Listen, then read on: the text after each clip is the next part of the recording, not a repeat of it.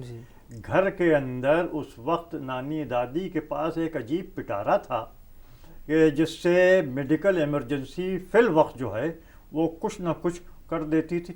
आप समझते हैं कि इस नॉलेज को भी किसी तरह से हम अगर ज़िंदा रखें कि कम से कम इमरजेंसी में मालूम हो क्या करना चाहिए, नानी दादी के नुस्खे जो हैं घर घर में अगर हम मकबूल कर दें जी जी, तो कैसा रहेगा? बात आपकी अपनी जगह बिल्कुल सही है।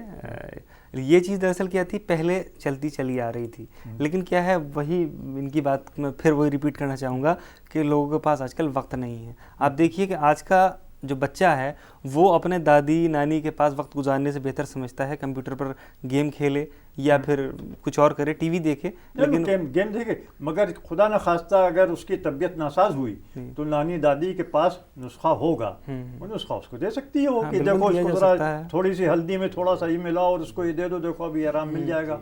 और मिलता था यकीनन, इसीलिए मकबूल थे ये। हकीम हमीद साहब ने जो थे, उन्होंने एक किताब निकाली थी घरेलू नुस्खे, जिसके अंदर जो आप जैसा आप फरमा रहे हैं दादी नानी के नुस्खे, वो बाकायदा उसमें लिखे हुए हैं। अच्छा।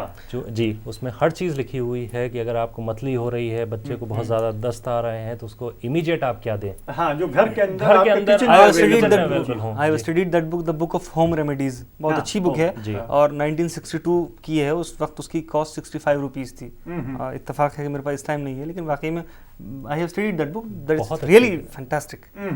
तो है, मतलब बिल्कुल हमने उसको नानी दादी के नुस्खे जो हैं कहीं महफूज करके रख लिए हैं। और उनकी कोशिश ये रहती थी कि वो जहाँ जाते थे, अगर कोई सुनते थे कि भाई ये नुस्खा है, तो उसको नोट करके वो काम किया करते थे उन नुस्खों पे। अच्छा, पहले उसको आजमा लेते थे कि कहाँ तक क्यों इसकी ये क्यों काम करती है, क्योंकि वो एक खुद मशहूर हकीम थे जी। और मैं उनको एक साइंटिस्ट कहना चाहूँगा, क्योंकि वो जो ट्रेडिशनल बेस को उन्होंने साइंटिफिकली वैलिडेट किया। जी, तो उन्होंने डॉक्टर फसी, हमारे यहाँ जो रिवायती तरीक़ा था इलाज का, उसके अंदर मेरे ख्याल से 3 पहलू थे। पहले देखते थे कि ग़िज़ा से अगर हो सकता है तो उससे करते थे। इस तरह से 3 पहलू क्या क्या थे और उसकी क्या अहमियत थी? जी, बेसिकली यूनानी सिस्टम ऑफ मेडिसिन में ट्रीटमेंट के वे की अगर बात करें, उसमें जो तरीक़े थे, एक था डाइट थेरेपी, जिसे कि इलाज बिल ग़िज़ा कहा जाए। इलाज बिल ग़िज़ा है कि आपकी बॉडी में जिन चीज़ों की कमी हो रही है, उनकी कमी है या ज़्यादती है, उसको खाने पीने की चीज़ों के ज़रिए ही पूरा किया जाए। जैसे कहा गया भाई खाना खाने के बाद एक फल ज़रूर लेना चाहिए, या रात का खाना खाने के बाद 100 कदम चलना चाहिए। तो ये चीज़ें थी। इसके अलावा क्या है कि अगर इन चीज़ों से नहीं कवर हो पा रहा है तो ड्रग थेरेपी, इलाज बिल दवा। इसके अलावा रेजिमेंटल थेरेपी, इलाज बिल तदबीर, और इसके अलावा इसमें सर्जरी है। सर्जरी में वेनेसेक्शन है, कपिंग है और लीचिंग है, और भी कई ऐसी चीज़ें हैं जिनसे ऐसा होता है और इफ़ेक्टिव हैं। और डाइट थेरेपी में भी मैं आपको एक और चीज़ बताना चाहूँगा कि इसमें एक ऑर्गन थेरेपी है, इलाज बिल अज़ू।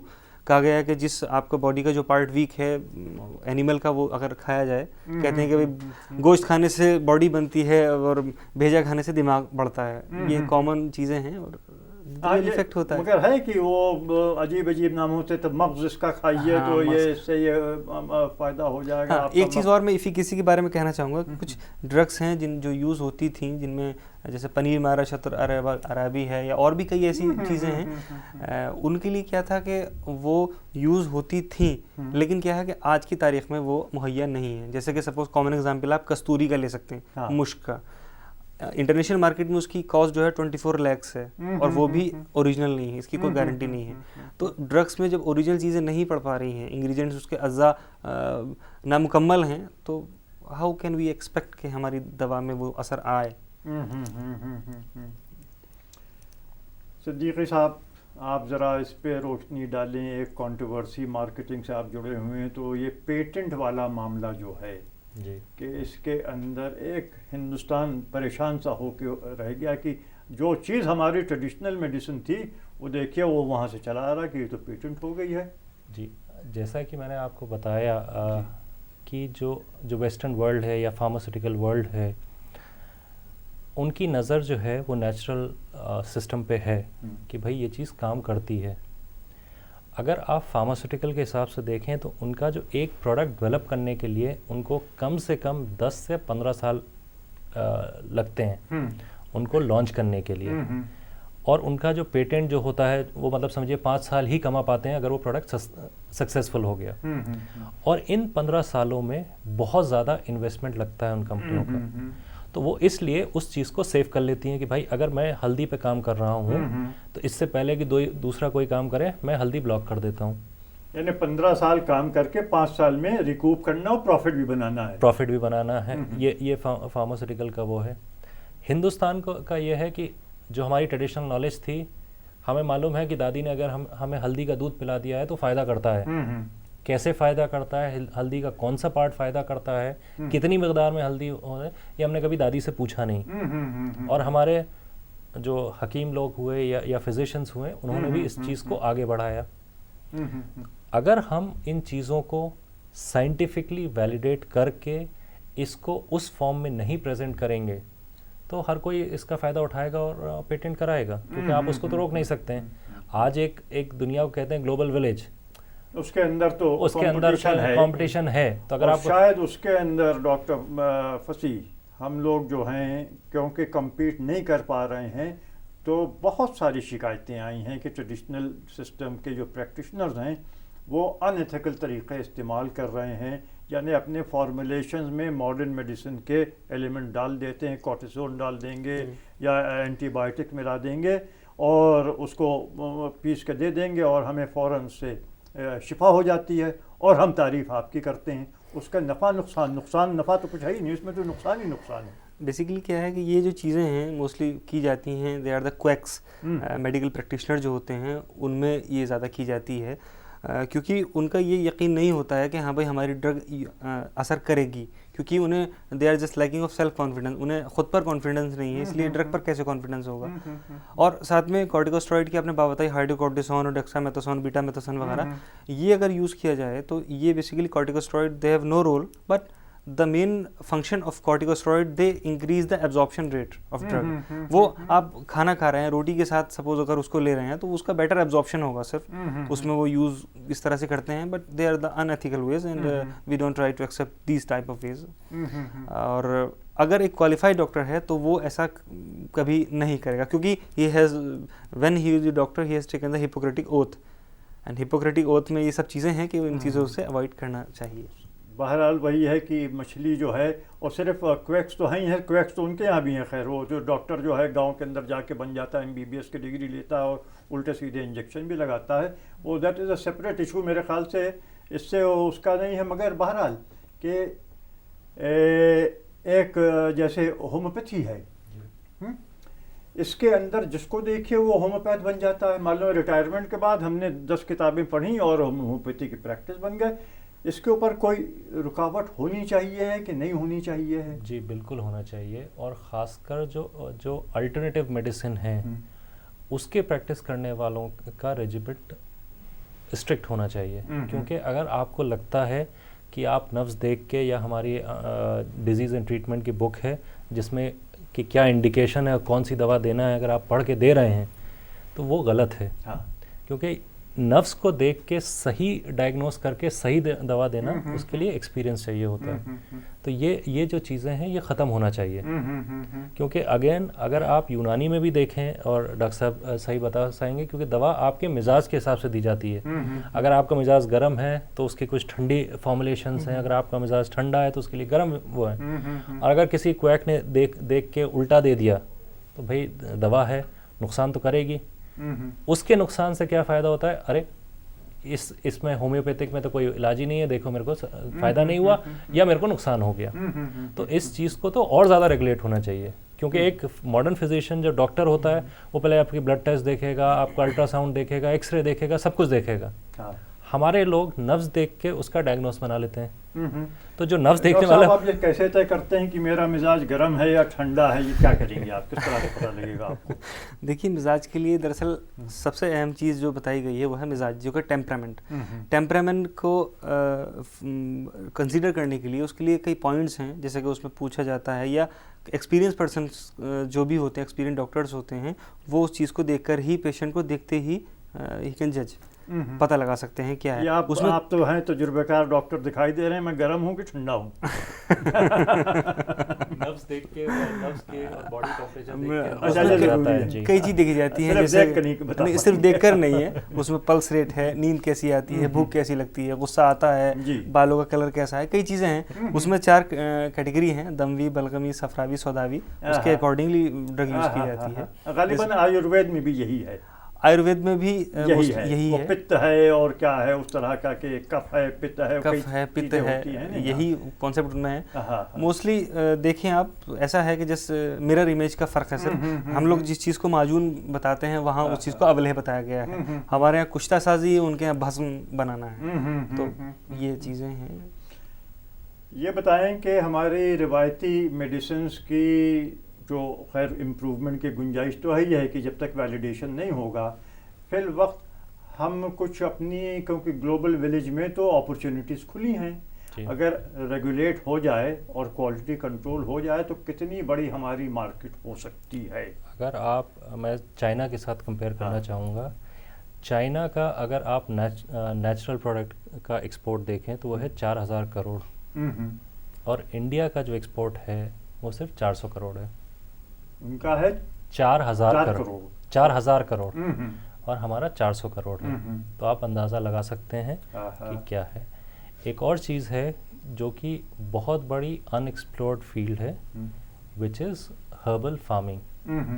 क्योंकि अब अभी तक जो हमारी जो बेसिक रॉ मटेरियल्स हैं वो अभी तक हम जंगलात पे डिपेंडेंट हैं। 80% हमारे जो हर्बल्स हैं वो जंगलात से आती हैं। 20% हैं जो कि फार्मिंग की गई है, जैसे आंवला की बहुत ज़्यादा फार्मिंग हो रही है, एलोवेरा की फार्मिंग हो रही है। तो इन कॉमन चीज़ों की तो फार्मिंग लोगों ने शुरू कर दी है। लेकिन जो हमारी रेयर स्पीशीज़ हैं उनकी अभी तक हम लोग जंगलों पे डिपेंड है। बल्कि कुछ तो हमारे जो भाई पेटेंट बाहर हो गए, उसके ऊपर कंट्रोवर्सी चल रही है। जी जी जी जी, वो भी है। डॉक्टर साहब, अगर आप से ये पूछा जाए कि आजकल तो करियर ऑप्शंस ढूंढते हैं, आज के नौजवान भी, और सभी को ज़रूरत है कि अगर तलाश माश में सरगर्दा निकले नौजवान, तो उसके लिए बहुत सारे अब तो ऑप्शंस हैं। आईटी सेक्टर तो खैर है ही है, और बहुत सारे सेक्टर्स हैं। और उसको आप मशवरा देंगे कि भाई तुम ये ट्रेडिशनल सिस्टम ऑफ मेडिसिन में तुम महारत हासिल करो? जी बिल्कुल, इसके लिए ट्रेडिशनल सिस्टम मेडिसिन के लिए बिल्कुल एडवाइस किया जाएगा उसके लिए, क्योंकि यहाँ पर फैकल्टी ऑफ मेडिसिन जामिया हमदर्द जो कि बर्र सग़ीर का सबसे अच्छा इदारा माना जाता है यूनानी मेडिसिन के ताल्लुक से। जी, जैसा कि सिद्दीकी साहब ने होम्योपैथी के भी बहुत अच्छे इदारे खुल गए हैं, बाकायदा पूरे अस्पताल, बल्कि वहाँ तो सुना सर्जरी वगैरह सब कुछ अब सिखाते हैं। I was talking about the यूनानी सिस्टम ऑफ मेडिसिन। तो अगर ट्रेडिशनल सिस्टम ऑफ मेडिसिन को अपनाया जाए, एज ए कैरियर ऑप्शन लिया जाए, तो बहुत अच्छा है। और इसमें आगे भी फ्यूचर प्लान्स के एतबार से भी देखें, अब हालांकि ऐसी बात नहीं, यूनानी में भी MS होता है, अलीगढ़ में और उस्मानिया यूनिवर्सिटी वगैरह में MS की फैसिलिटी है। ये में जामिया हमदर्द में और भी कई जगह MD का है। और अगर इसमें करियर बनाते हैं तो उसके फ्यूचर प्रोस्पेक्ट्स बहुत अच्छे सामने निकल कर आते हैं। जैसा कि अब है कि इंटरनेशनल मार्केट में अल्टरनेटिव सिस्टम ऑफ मेडिसिन को अपनाया जा रहा है, क्योंकि लोग थक चुके हैं मॉडर्न मेडिसिन खा के और उनके साइड इफ़ेक्ट से परेशान होकर। यहाँ प्रॉब्लम क्या होती है कि पेशेंट आता है तब कि भाई डॉक्टर साहब मैंने वहाँ दिखाया अब यहाँ आया हूँ, तो घूम फिर कर ही वो आता है। तो इस मेरा तजुर्बा दूसरा है, पहले आपके पास आता है, फिर देखता है कुछ नहीं बना, बहुत मर्ज बिगड़ गया है, तो मॉडर्न मेडिसिन की तरफ जाता है। पहले होम्योपैथी से शुरू करता है, फिर शायद इधर आता है, फिर वो उधर चला जाता है कि भैया कम से कम कोर्टिजोन दे के हमें ठीक तो कर देंगे वो। नहीं, मेरे एक्सपीरियंस में ऐसा रहा है कि अब तक घूम फिर कर हमारे पास ही आया। चलिए, बहुत मुबारक हो गया आपको। बिल्कुल ऐसे ही हमारे हमदर्द दवाखाने में भी होता है, हमारा जो क्लिनिक है। खैर, जो आपने कैरियर की बात करी, मैं आपको 2 तस्वीरें दिखाता हूँ। एक हकीम साहब हैं, नाम नहीं लूँगा, जो 500 रुपये चार्ज करते हैं पर पेशेंट, और उनके यहाँ अपॉइंटमेंट से वो देखे जाते हैं। तो एक हकीम वो हैं। एक हकीम हैं जिनके यहाँ सुबह 4 बजे से नंबर बढ़ता है और 10 बजे 350 पेशेंट लेने के बाद दरवाज़ा बंद हो जाता है। अच्छा। एक वहीं पे एक MBBS डॉक्टर हैं जो मक्खी मार रहे हैं। इसी तरह कुछ हकीम भी हैं जो दूसरी तरफ चले गए होंगे। अगर आप इसमें करियर बनाना चाहते हैं, इसमें बहुत स्कोप है, लेकिन इस सिस्टम को आप समझें क्योंकि ये सिस्टम डिपेंड करता है कि आपका जो आप उसका देख रहे हैं इलाज कैसा आप आइडेंटिफाई कर पा रहे हैं उसका मरज़ है कि नहीं है। प्लस एक और चीज़ है जो कि अभी बहुत नेसेंट स्टेज पे है, फिजियोथेरेपी। जो यूनानी फिजियोथेरेपी है, आप अगर मॉडर्न फिजियोथेरेपी देखें या आयुर्वेदिक थेरेपी देखें, वो पंचकर्म की बात करते हैं, हम लोग बात करते हैं 7 कर्म की। And it is much more effective than any system of, so that is also a very very growing field. तो इसमें फील्ड है, लेकिन पहले इस सिस्टम को समझें, इसके अंदर पोटेंशियल है। लेकिन अगर आप ये सोच रहे हैं कि अगर मुझे पहले रिफॉर्म किया जाए जी के अंदर इंटरनल रिफॉर्म जी, उसके बाद फिर जो है as a career option, as a career option जी जी। आप ये नहीं कि कहीं एडमिशन नहीं मिला तो चलो ठीक है कि ये खाली ऐसा ना करें। आए तो आप ये समझ के आए कि हाँ। और सबसे जो पॉजिटिव एडवांटेज है वो इसमें यही है कि हमेशा अपनी प्राइवेट प्रैक्टिस का ऑप्शन तो ओपन रहता ही है, जैसा कि आप देखें हर जगह होता है। वक्त की कमी है, बहुत इसके ऊपर लंबी चौड़ी बात हो सकती है। बहरहाल इतना ब्लीक नहीं है इस ट्रेडिशनल सिस्टम ऑफ मेडिसिन का फ्यूचर जो है। आप लोगों ने बहुत रोशनी डाली। अरशद सिद्दीकी साहब, मैं आपका बहुत शुक्रगुजार हूँ, आप स्टूडियो में आए। और डॉक्टर अनस फसी साहब का भी मैं बहुत शुक्रगुजार हूँ कि बहुत सारी ऐसी मालूमात हमको दी जो हमारे सामईन यकीनन उससे फ़ायदा उठाएंगे। तो ट्रेडिशनल सिस्टम ऑफ मेडिसिन, और खैर इसके अंदर बहुत सारी कि इसको रिफॉर्म तो चाहिए है, इसको मॉडर्न मेडिसिन के साथ compete करना है, रिसर्च एंड डेवलपमेंट के ऊपर तवज्जो देनी होगी, क्वालिटी कंट्रोल पे तवज्जो देनी होगी। और क्वेक्स जो आ गए हैं, नकली डॉक्टर जो आ गए हैं, इस पेशे को बदनाम कर रहे हैं। अगर ये सब हटा दिया जाए तो ये बहुत ही अभी भी बहुत ही मुफीद सिस्टम ऑफ मेडिसिन है, और इसको हमको मकबूल करने के लिए हर कोशिश करनी चाहिए। इसी के साथ इस एपिसोड को ख़त्म करने की इजाज़त चाहते हैं। आदाब, शुक्रिया।